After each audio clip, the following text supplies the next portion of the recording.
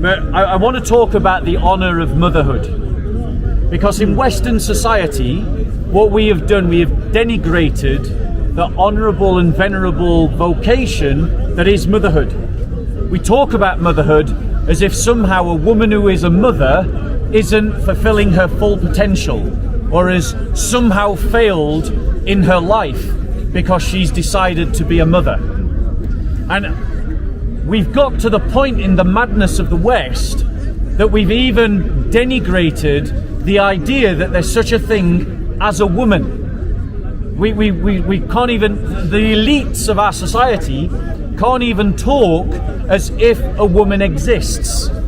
They you know, we've all seen Keir Starmer not sure whether women have cervixes. And we've started to hear language like bodies that are pregnant. Seriously, that's a thing now. And we've denigrated motherhood. But I want to point out to you that, because we're still celebrating Christmas, that the story of Christmas venerates motherhood.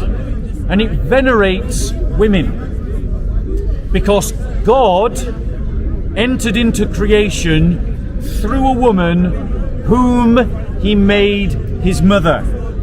We read in Luke chapter 1, verse 39 on.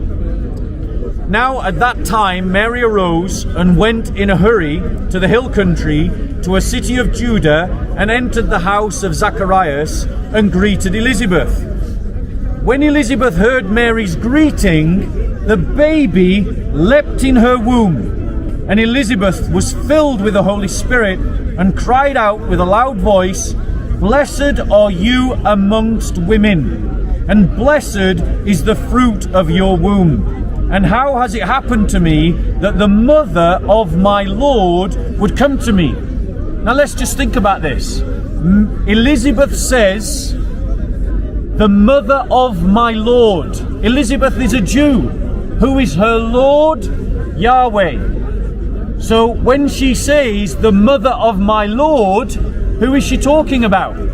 She's talking about Mary, the Theotokos. This is why at the Council of Ephesus, the church gave Mary the honorific title Theotokos, God-bearer, the one through whom God enters the world.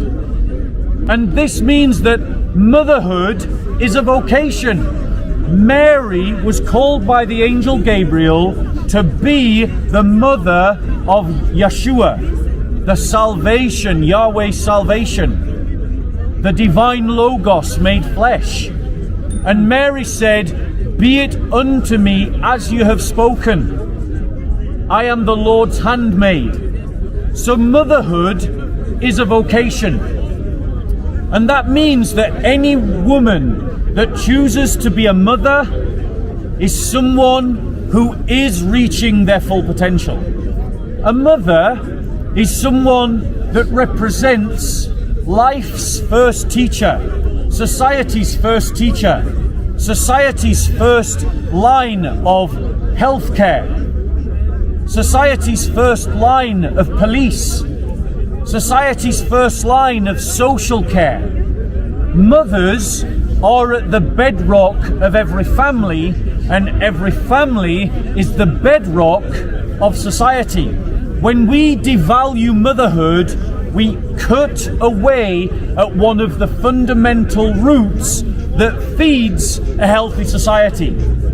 And yet, in our Western world, because the Western civilization worships the god of Mammon, the god of money, we denigrate motherhood because we need women to be servants of the economy. We need people to be atomized to serve the economy. And so we've put all kinds of pressures for ideological and economic reasons on women that they should somehow balance being a mother with being a worker. And we're seeing the fruits of that disaster play out in our culture in all kinds of ways. What we need as a society is to truly value and honor our mothers. And I encourage you as Christians to honor the feet of your mothers. to honor the hands of your mothers, to honor the lips of your mothers, to honor their foreheads, their hair. That as a society, we should be supporting mothers in motherhood. We should be supporting them to be good mothers of the family. Because a mother, to run a household well, takes a lot of skill. You've got to create a syllabus of education for your children. You've got to manage a budget. You've got to make sure that the home is clean, tidy and organized so that all members of your family can find what they need when they need it. To be a mother takes a lot of skill and organization, and to be a good mother takes a lot, because to be a good mother, you don't get breaks, you don't get holidays, you're on duty 24 hours a day, 7 days a week, 52 weeks a year, every year, until your child can look after themselves. There's no break from being a mother. And one of the ways that we should honor our mothers is to pass in law a law that would mean that a child not looking after their mother is as guilty of elderly abuse as a mother who does not look after her child. It should be a form of neglect not to look after your mothers and fathers, punishable in law in the same way that we punish adults for not looking after their children. We need to honor our parents, and we need to honor our mothers, and need to honor our mothers within the community. Because without the family, society breaks apart. So that's the first story, the first moral teaching that I want to talk about from the Christmas story. Talk number two. Now I want to talk about the honor and the dignity of adoption.